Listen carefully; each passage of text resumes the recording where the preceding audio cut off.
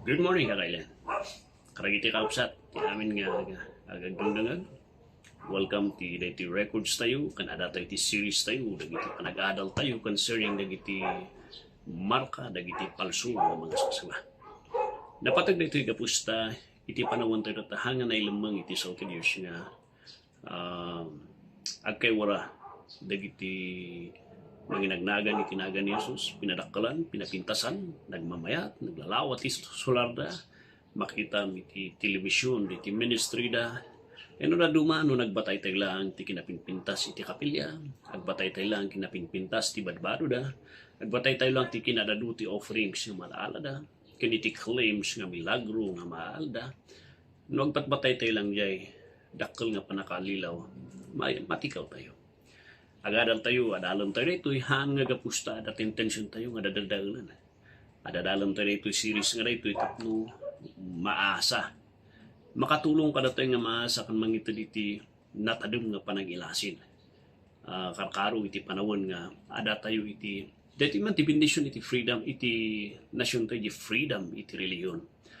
Iyat iti sukat namot na ito, igapusti freedom iti pamati, nawayamat nga no sino man tayo ito iti siktana. Mapalinlatan. Deta mo titi kaslak madi ang effect na deti ko na tayo nga waya-waya. Although mayat ti waya-waya gapusta kada tayo kan dagiti kakabsat nga gusto ti batayan dati sa Diyos ngaket maaramid da kan may kasabada kan agurnong da nga nawaya iti panagdayaw da iti apo. So di matiti bendisyon. Yalang masapul maasapay iti sirib tayo. Masapay ti discernment tayo nga mangkita dagito nga dengdengan ti tattao ken adadalan ti tattao nga pagpapanan. So iti dito nga simple apan tayo mo iti perspective ni Pedro iti dito nga banag concerning iti false teachers gapusta actually oray di panahon na dakkel nga issue rito lakay mo ni Pedro dito iti concern na kat James mo nga unag iti nabawon nga trabaho kat isu ti rumrumuran dagiti false teachers.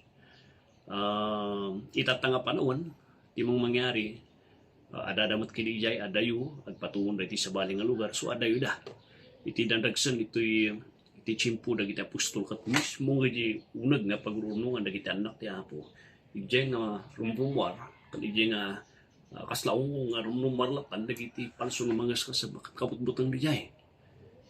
Gapusta iti umuna nga panangayon nakaslada nga mayat ti intensyon da kat makingayon ada ti panggapda nga makiurnong nam ada gayam ti bakbaklayon da nga doktrina nga handa nga kayat nga ibatan nga kayat da nga isuro di naurnong nga church nga binawon dagiti apostol and that is the danger iti panawon da nga sangsangon da.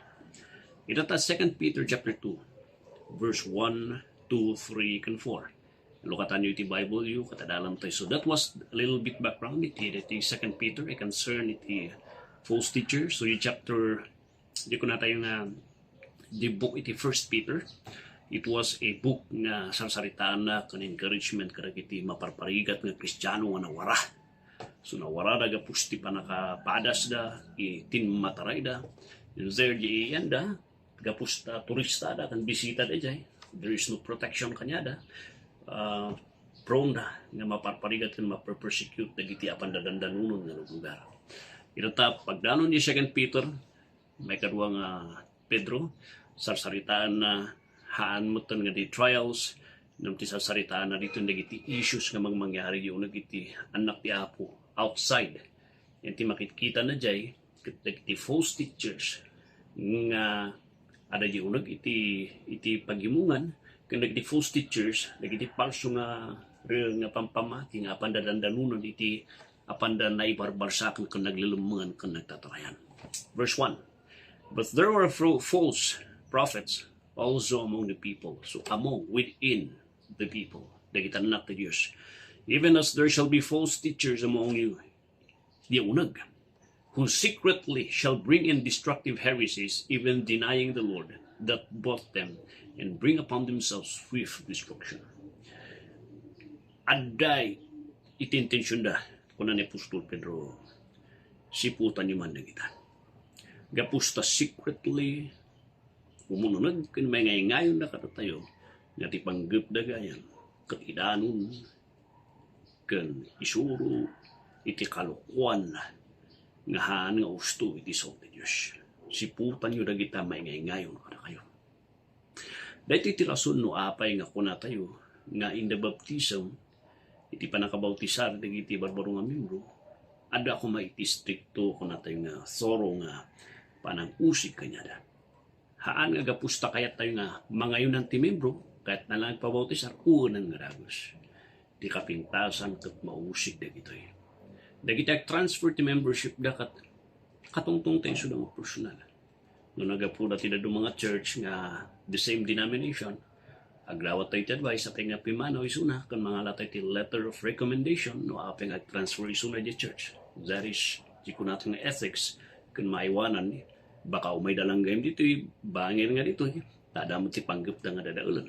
So dagiti ti measures ti kastatayo dagiti may ngayon. Tata, kung natin sa utihapo, even denying the Lord that bought them. Anya nga heresy ti apanday dandanon. The heresy that pertains and contains the gospel ni Cristo. They deny ni Jesu Cristo ti biyagda. Handa nga matilmon nga umanain ni Cristo. Ilablaban na gito nga mabalin nga maisalakan na ti bagida. Itaktak doon na nga ti panakaisalakan na kat babaan ti aramid. Isaksakit da nga iti relihiyon kan simbahan da isulang ti manisalakan na. Haan nga ni Apo Isus. Sukod yung sila ito. They deny the Lord. Gulay kaya, they deny the Lordship ni Kristo. Nabagas di Lord nga diay. It refers to His deity. Kinadiyos ni Apo. Handa nga pat yun ti kinadiyos ni Kristo. Handa nga pat yan nga ni Kristo that bought them implies redemption. So ada ti duwa nga din dinay da the Lordship di kinadiyos ni Kristo ken di jay redemption ni Kristo nga han nga umanay di trinabaho ni Kristo Jesus. And kuna na pusod Pablo, beware dagiti false prophets nga nagito. So consistent ni Pedro kani Pablo kani Jesus na pangbatayan tayo ti maysa nga tao nga isuna kat heretic or cult or false teacher or false preacher kat idinay na kadi ni Jesus Christ nga Dios. Idinay na kadi nga umanay ti sa perpekto nga dato ni Kristo Jesus. No idinay na diay, i-rejectan na pa iti salty Dios. They are considered false teachers according to salty Dios. Agur-uray kanya da. Dagito nga tatao agur-uray ti panakaduusa da. Dagito nga tatao na agur-uray iti ngiwat ti impyerno nga mang-alimun kanya na iti buksit iti impyerno. Verse 2, and many shall follow their pernicious ways, by reason of whom the way of truth shall be evil spoken of. Could you see? There is a rejection of the truth in the scripture. Ado ti sumurot kanya da, ito ti malilaw. And iti wagas iti sauti Diyos, they will reject the truth iti sauti Diyos. They will question iti integridad iti sauti Diyos. They will question nga, haan nga umanay iti sauti Diyos. They will question the authority iti sauti Diyos. They will question nga iti sauti Diyos ti batayan ti pamati. Verse 3, and through covetousness shall they with vain words make merchandise of you. May sapi nga nadagsan, kan obvious to nga panawan, kan agbalbaling nga pagkwartaan. Itinagan ni Apo Diyos, kat ususaran da iti relihiyon nga pagkwartaan, nga da kayo iti pagtagadan. Ano din imang barsak kanya, nga siya kat false teacher. Kung nada kwarta mo, ti interes mo. Zamagan niyo amin dagiti nagdengag ditoy, no adati nubligak, kan pinilit ko nang ito. Adan tupay ti daduma nga mangitad iti offering da kunada. Itad ko ti offering kanya. Kunak kanya da, honestly, ma'am, offering should be given the church. Please separate that offering mo rita and you have a church, isuti pang isendam. Haan nga basta-bastang ititid mo ti offering mo kanyami nga mga sasaba. An offering is intended nga may sinarita para di church ngayon mo. Tapno masuportaran deta trabaho ngayon mo. Ano na duman no talaga nga pilitan na. Ha, matitik. Anyang or sige love gift nga ron. Kaya't ko lang nga sumuporta. Ragsak ko lang taan mabinbindisyon na ng kanya. No na duman maasar da pa kanya. Agsakit tinakam daga pusta. tiriknak at mabaynak kan agresis diriknak. Namdiyo ko nada ipalubos man pastor nga makikadwa ti gubatan iti panangiwaras ti so ti Dios. Uray dito lang ti maramid ko hanap man nga makakasawa. Ada dito dito lang mo ti mabal nga itod ko. Uray ti parte iti trabaho kan ministry ti dito nga yan mo. Ada ti maramid ko man lang ti trabaho ti Dios. Sige nga ron. No ray ta iti intention mo kapsa ti yamanak law unay. But I never force my listeners, the followers iti dito nga page nga mangitan. Namhanak mat nga kahit nga agulbod nga awan tinaawat ko dagiti kapsat adda tinted. Ngam nadaman tinted it is a voluntary giving from their part. That many times hakupay kayat at mauukos ta kanyak gapus ta rejectar ko. And sometimes at hidug nga istorya mauukos ta kanya nga marami sige nga ron. Yamanak si kakapsat ta baka ma-offendal kamatan maditirik na. Kapsat, what's happening that is this? Religion has become a business. And whether we like it or not, that is the reality nga mangyari nata. Nga mafu-force, it is a force giving of money na giti tatay. So nga ginapalpalabas nga record, pilitan na nga mangito iti offering da. No mo ito ti offering mo tatang nga Sunday, ada ti utang mo no next Sunday. Back up nga utang mo nga masapul ba yan. Mapilpilit iti tao. Tinaduman nagadu ti offering da. Nga awan ng timapan iti pamilya. Tidak dumapay, mapilitan da pa nga agloan, tani, hana kahit nga dati utang da. Ura dati basapul nga bayaran da nga hana na ito nga offering nga talo nga Sunday. Could you see this hypocrisy nga mangyari ito mga church? Pag-business. Nga duman, numangitad ka, they will use these catchy words. If you will give, the Lord will return. Mamin adupay. They use that word nga panang luko kan panang uto tinata. Siya tinamagan nyo. Kalokohan niya.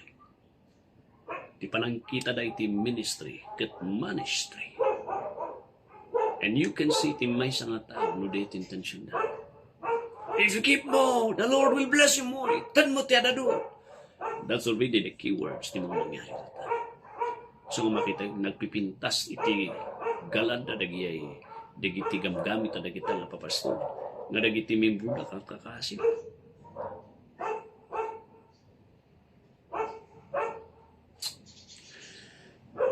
Kung natin sa Diyos, iti ukum dagiti nga tao kathanan ba yan. Agur-uray iti ukum dagiti nga tao kathaan nga maturog iti Diyos nga mangukum kanyanan. No di tiyempo no tiyempo dagiti anghel nga nagbasol kat beleng ni Apo Diyos dagiti nagbasol nga anghel ija impyerno. Dagiti daduma nga anghel in beleng na nga diritso. In kulong na iti kinasipnat. Na i-reserve na iti final judgment. Ada ba kada kayo? Dagiti nga false teachers. Baybayan lang ni Apo Diyos. Aguguray iti hukum iti Diyos kanya. Oh my friends, dahito iti side ni Pedro in his warning concerning false teachers. And sapay ko matamakay tad-adal na ito kada kayo. Mangito di siip kada kayo. As you see, and usigan dagiti, umay kada kayo. Mangdungdungag kada kayo. Mangdungdungan tayo. Kaya masawan. Kung dagiti apan, papapanan dagiti nagadadunga tao, no usto, kurhan, lang dagiti. God bless you.